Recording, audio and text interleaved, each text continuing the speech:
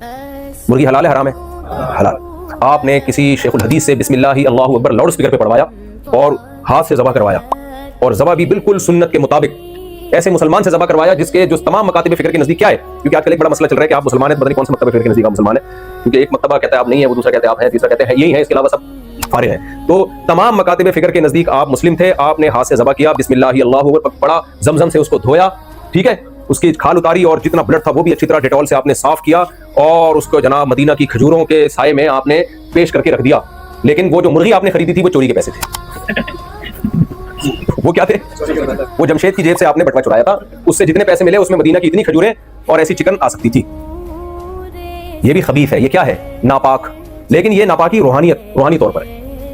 ये नापाकी पाक हो सकती है, कुत्ता पाक नहीं हो सकता। ये ऐसे नापाक हो सकती है, खाने से पहले आप जमशेद को बता दो भाई मैंने तुम्हारी जेब से बटवा चुराया था, उससे मैंने मदीना की खजूरें खरीदी, ज़मज़म खरीदा और ये मुर्गी खरीदी, और ये सारे पैसे तुम्हारे हैं, या तो तुम माफ कर दो या मैं तुम्हें ये पैसे देने के लिए तैयार हूं। अगर वो माफ कर दे या पैसे ले ले तो ये हराम चीज फौरन एक सेकंड के अंदर क्या हो जाएगी? हलाल हो जाएगी।